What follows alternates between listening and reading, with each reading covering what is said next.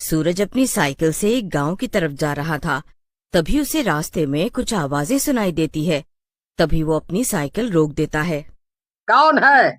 मौत। ये सुनकर ही सूरज डर जाता है और अपनी साइकिल पकड़ के भागने की कोशिश करता है, लेकिन तभी उसकी साइकिल हवा में उड़ने लगती है और सीधे उसके सर पर गिर जाती है। तभी चुड़ैल उसके सामने आती है और उसका गला पकड़ लेती है। छोड़ दूंगी, लेकिन तेरे मर जाने के बाद। इसके बाद आए दिन कोई न कोई मारा जाने लगा। कुछ लोग गांव में हो रही इन घटनाओं के बारे में बात कर रहे थे। तभी महेश बोला, भाई, जल्दी ही कुछ करना होगा। आए दिन कोई ना कोई मारा जा रहा है। भला ऐसा कैसे हो सकता है कि हर दिन किसी न किसी की मृत्यु हो रही है? हाँ भाई, तुम ठीक कहते हो। इस तरह तो इस गांव में कोई नहीं बचेगा, हर कोई मर जाएगा। लेकिन भाई, हम कर भी क्या सकते हैं? हमें तो छोड़ो, गांव में तक किसी को भी नहीं पता कि मौतें क्यों हो रही हैं। ये तो तुम ठीक कह रहे हो। भला जब समस्या का ही पता न हो तो समाधान कैसे मिलेगा? जो भी हो भाई, डर लगने लगा है, कहीं अगला नंबर मेरा ना हो। हाँ भाई, ये डर तो मुझे भी लगने लगा है। मैं तो रात होने के बाद घर से बाहर भी नहीं निकलता। लेकिन भाई, हमें कुछ तो करना ही पड़ेगा ना। ऐसे हाथ पे हाथ रख कर तो हम सब बैठ नहीं सकते। ऐसा करते हैं कि कल मुखिया जी के पास जाके इस बारे में बातचीत करते हैं। तुम ठीक कहते हो भाई, हमें ऐसा ही करना चाहिए। इसके बाद सब वहाँ से चले जाते हैं। लेकिन जब महेश घर जा रहा होता है तो तभी उसे पीछे से किसी के चलने की आवाज आती है। गांव में चल रहे उस माहौल की वजह से वो और भी डरने लगा और तेजी से भागने लगा। तभी वो अचानक से गिर गया। तभी चुड़ैल जोर जोर से हंसने लगी।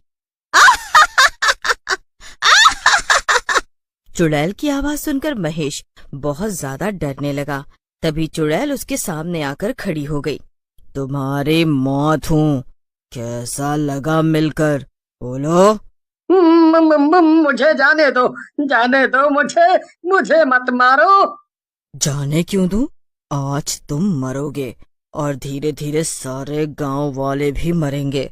सब मरेंगे, सब। अगले दिन उसकी लाश गांव की सड़क पर पड़ी हुई मिली।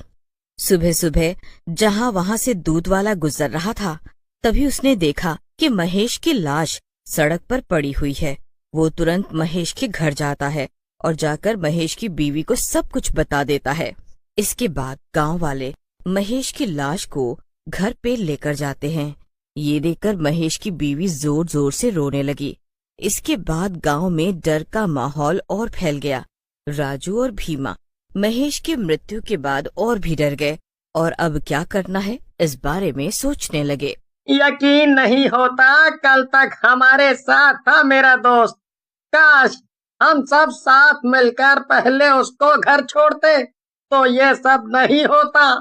हाँ राजू, तू ठीक कह रहा है। अब और नहीं, चल सरपंच जी से इस बारे में बात करनी ही पड़ेगी। समझ नहीं आता वो अभी तक शांत क्यों है, कुछ कर क्यों नहीं रहे।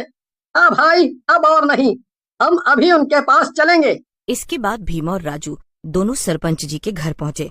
वहाँ उन्होंने देखा कि सरपंच जी पहले से ही बहुत से लोगों के सामने बैठकर कुछ बात कर रहे हैं। तभी उनको आता देख सरपंच जी उनको अंदर आने को कहते हैं। राजू और भीमा, अच्छा हुआ तुम लोग आ गए।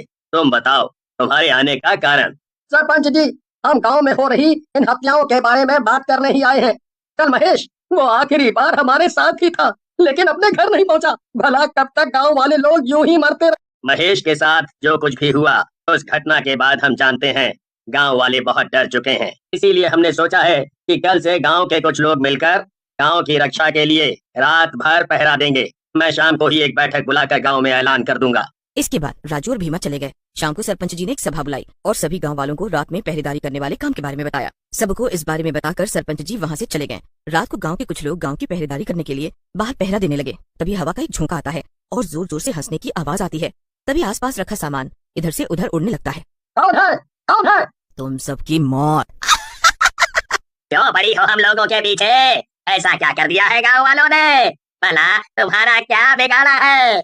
तुम्हारे गांव के एक आदमी ने मेरी पूजा भंग करके मेरा बहुत नुकसान किया है, जिसकी कीमत तुम सब भुगतोगे। लेकिन तुम उसकी सजा हमें क्यों दे रही हो?